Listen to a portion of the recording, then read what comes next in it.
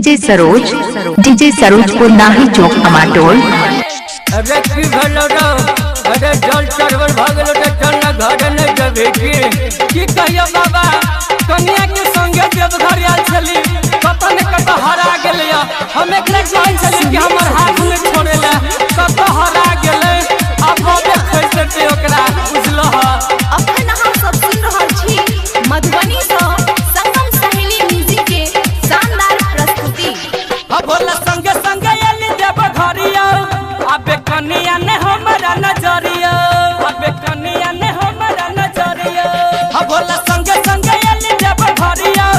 अबे कन्या ने हमरा नजरिया अब बोला संगे संगे एली देव घरिया अबे कन्या ने हमरा नजरिया जल भर कयलिया हो बाबा जल भर कयलिया हो बाबा बम करेला में कनिया हेरा गेल भोला देवा घर के मेला में कनिया हेरेल भोला भोला बम के मेला में भोला बम के मेला में। डीजे सरोज को नाही चौक टमाटोल। डीजे सरोज डीजे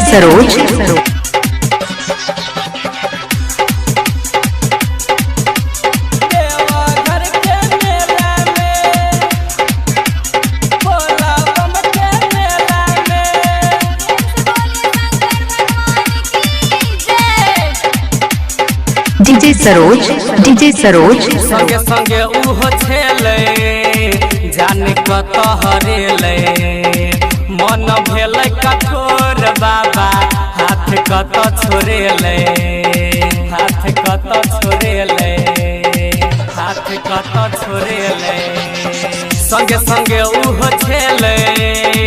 जाने कत हरेले मन भेल कठोर बाबा हाथ कत छोड़ेले पैर गेलिए हम बाबा पैर गेलिए हम बाबा बड़े का झमेला में कनिया हेरा गेल भोला देवा घर के मेला में कनिया हेरेल भोला भोला बम के मेला में भोला बम के मेला में भोला बम के मेला में डीजे सुमित सतीश भोला बम के मेला में। रैना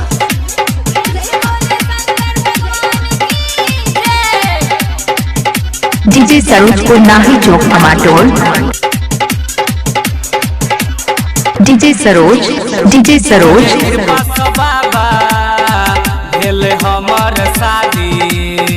घरे कोना हम जइबो बाबा उठते बड़का फसादी उठते बड़का फसादी उठते बड़का फसादी तोरे कृपा से बाबा भेल हमर शादी घरे कोना हम जइबै अकेले उठते बड़का फसादी जइबै हम कोना बाबा जइबै हम कोना बाबा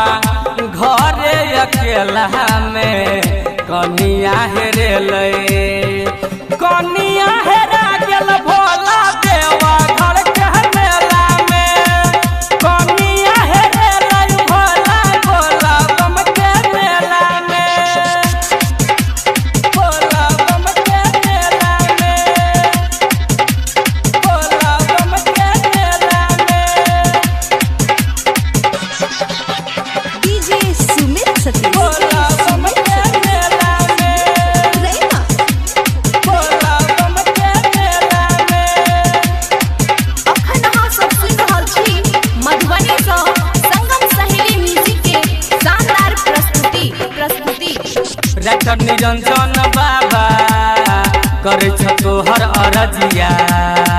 हमर सुनह बाबा पड़ले बड़का विपतिया पड़ले बड़का विपतिया